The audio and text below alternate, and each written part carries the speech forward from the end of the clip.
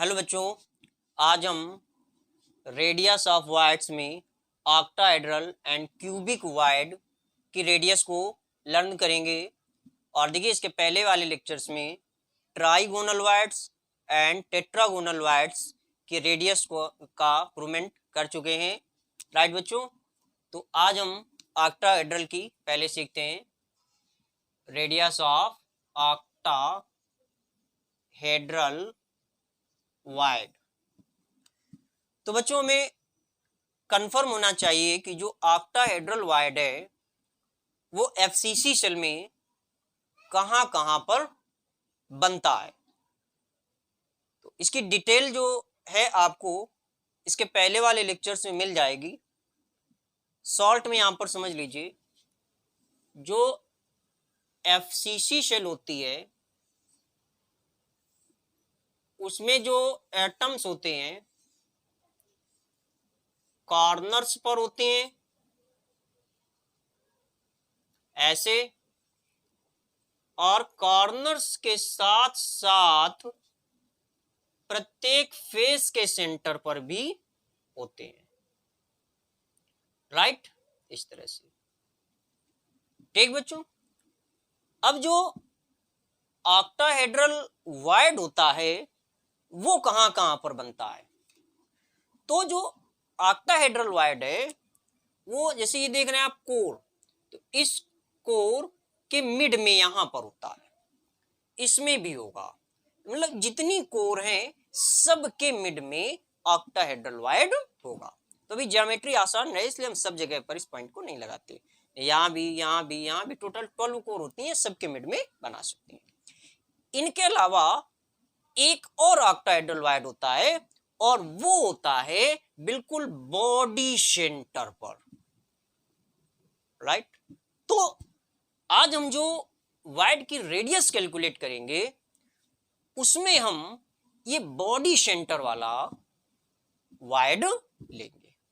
अब क्वेश्चन ये बनता है माइंड में कि क्या एज सेंटर वाला बॉडी सेंटर वाले से कुछ डिफरेंट होगा। राइट, तो ऐसा कुछ नहीं है। जो एज सेंटर का ऑक्टाहेड्रल वाइड होगा सेम एज बॉडी सेंटर का भी उसी टाइप का होगा।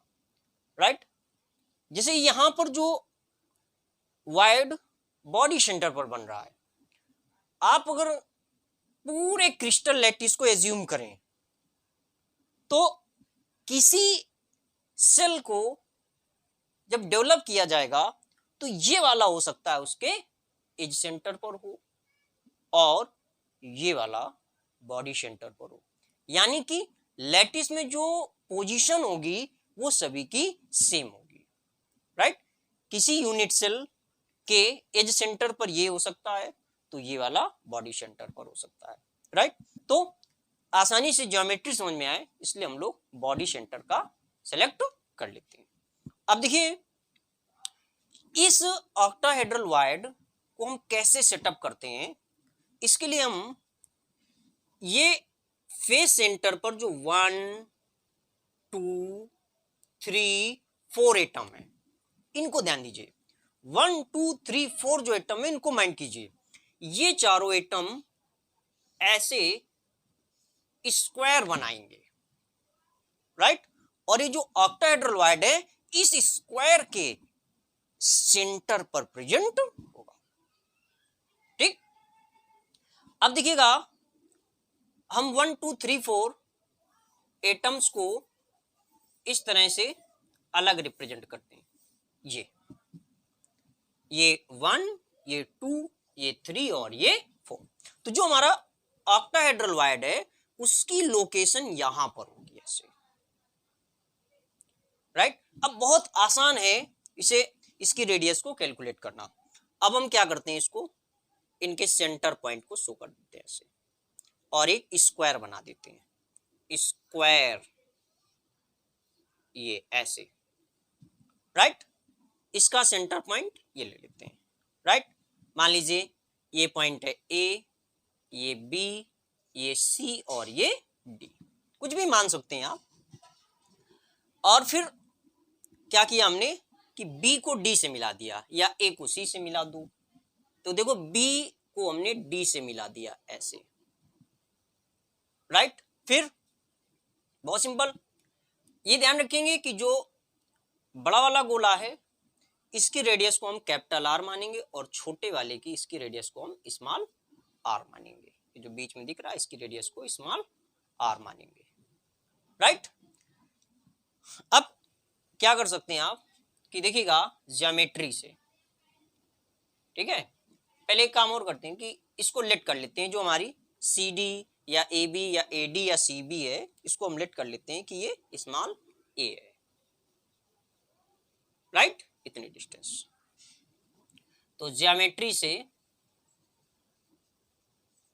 है ना, फ्रॉम ज्योमेट्री जो CD है ये कितनी है आपकी A, और जो BD है ये कितनी हो जाएगी, माइंड कीजिए BD कितनी होगी। बहुत सिंपल, अगर CD A है तो BC भी कितनी होगी A, तब BD क्या होगा, एक क्या हो जाएगा, हाइपोटेनियस हो जाएगा। BCD को देखेंगे तो एक राइट एंगल ट्रायंगल बनेगा, इसमें BD क्या हो जाएगी, हाइपोटेनियस हो जाएगी।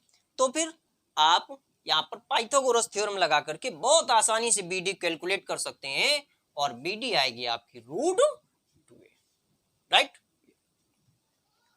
अब देखिएगा एटम्स की पोजीशन के अकॉर्डिंग, जैसे B पर एटम है और यहां पर मान लीजिए इस वाइड में कोई एटम है, D पर है, C पर है, तो एटम्स की पोजीशन के according, again according to position of atom. तो देखिएगा जो CD है ये कितनी होगी, CD बहुत इजी, यहां से यहां तक की डिस्टेंस कितनी होगी R, और फिर यहां से यहां तक की डिस्टेंस भी होगी R, राइट, यानी CD कितनी हो जाएगी 2R, ठीक।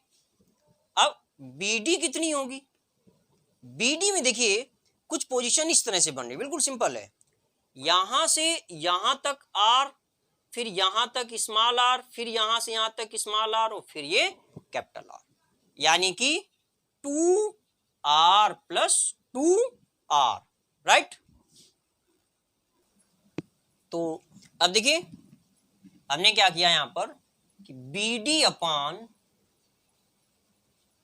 CD कर दिया, यानी कि ये BD अपॉन CD कर दिया। तो BD कितनी है 2R plus 2R upon CD कितनी है 2R। फिर BD की लेंथ जो यहां से आई है उसको लिख देंगे √2a अपॉन CD कितनी है A। तो यहां पर ये 2 कॉमन लेकर के कैंसिल कर देंगे, 2 से 2, और यहां पर A से A कैंसिल हो जाएगा।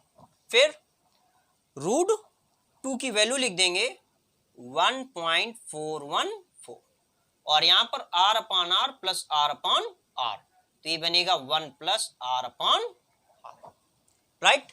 फिर देखिए इस 1 को साइड चेंज कर लेंगे इस तरफ, तो 1 माइनस हो जाएगा, तो बचेगा 0.414 is equal to R upon R।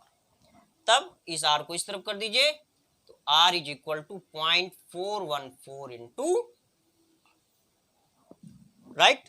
तो इसका मतलब हुआ कि जो ऑक्टाहेड्रल वाइड की रेडियस होती है वो जो जिन एटम्स से लैटिस बन रहा होता है उनकी रेडियस का 0.414 टाइम्स होती है, या और आसानी से कहें तो वाइड की रेडियस बड़े एटम या आयन की रेडियस की 0.414 टाइम्स होती है, राइट। तो इस तरह से radius of octahedral wide calculate कर सकते हैं, ठीक।